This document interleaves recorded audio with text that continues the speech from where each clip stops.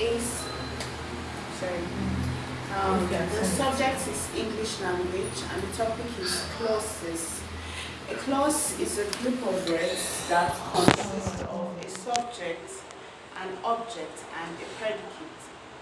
When you talk about subjects in the sentence, they are the main characters, the thing performing an action in your sentence is the subject, what your sentence is centered on. And then the object is the one receiving an action from the subject. And then your predicate is a verb. The verb in a sentence is very essential because you can't have a complete sentence without a verb. So we have types of clauses. We have two types. We have the dependent clause and the independent clause, also known as the subordinate clause and the main clause. The dependent clause is known as the subordinate clause, and the independent clause is known as the main clause. When you're talking about an independent clause, it's a situation whereby a sentence can make full meaning on its own. For example, we have, she is a girl. When you tell someone she is a girl, it's a sentence that makes sense, you understand.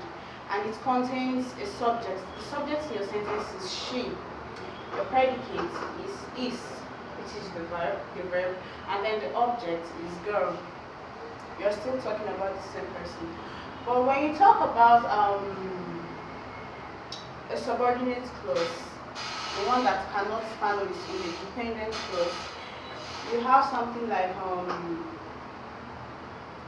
when you're talking about a subordinate clause, you cannot find a verb in it. Remember we said a main clause consists of a verb, but a subordinate clause does not have a verb. It only adds more meaning to your sentence. For instance, we have the girl is crying because her mother beat her. The girl is crying because her mother beat her.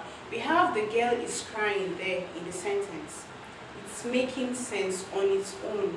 It's a full sentence. You can understand the girl is crying. But when someone walks up to you and tells you because her mother beat her, you won't really get it. It doesn't make sense on its own. Just on its own, because her mother beat her, you need the girl is crying so that the person can understand fully what you're talking about. So those are the two types of clauses, and yeah. Are these functions of these clauses? Does it have functions? When you clauses, it's actually a sentence.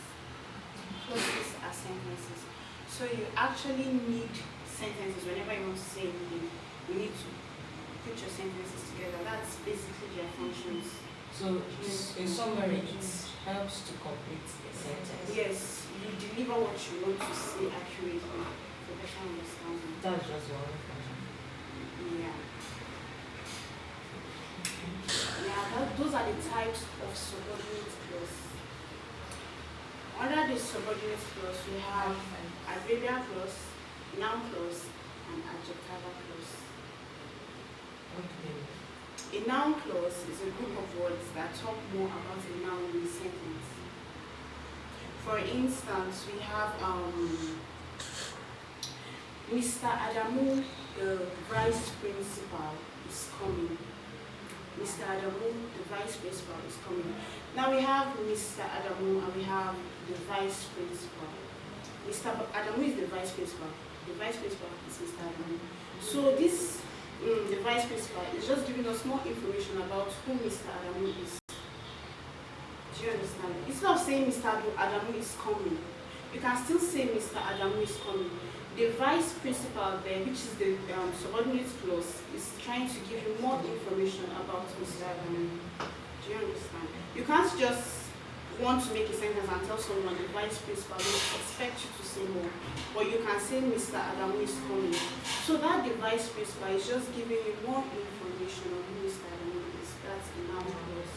So when you talk about adjectival clauses, an adjective is a word used to describe or modify a noun. It gives you more information about your noun. Now in an adjectival clause, let me use a sentence. The book that he gave me is lost. The book that he gave me is lost. When using adjectival clause, he makes use of something called pronouns, demonstrative pronouns. That is, to use it to show positions. For instance, the book, which book? The one that he gave me is an adjectival clause, telling us more about the book. It describes the book. You use adjectives. Let me use another sentence. Our neighbor bought a red car. Our neighbor bought a red car. Our adjective there is red, right? Red is the adjective. Now we have our neighbor, who is the subject. A red car is the bought is the verb, and a red car is the object. It tells you more, it's an adjective as well that describes the car. Do you understand? And then we have adverbial clause. Adverbs tells us time, positions, and places where an action takes place. It's a word that describes the time and position of an action. So we have he traveled to Abuja last night. He traveled to Abuja last night. He is the subject. Traveled is the verb. To Abuja last night. Now, last night tells us when he traveled. Adverb of time. When he traveled. You can easily say he traveled. Yes.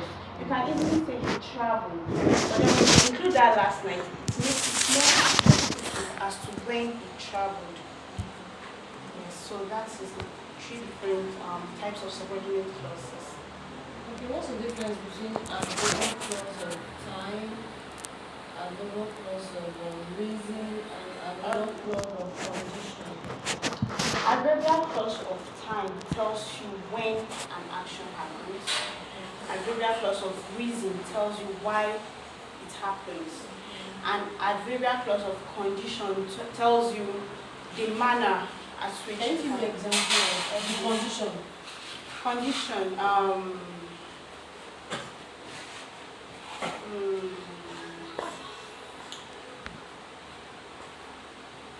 He cried bitterly because his mother flogged him. Yes. He cried bitterly because his mother flogged him. You can easily say he cried because his mother flogged him, but then you are telling us the manner at which he cried. Yes. So bitterly. When you're talking of reason why he cried. Yes. Because his mother flogged him.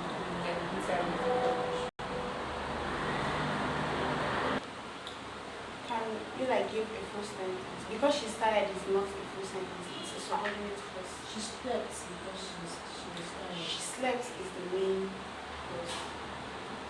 You can tell someone she slept, but then because she's tired, it's now telling you more reason why she slept.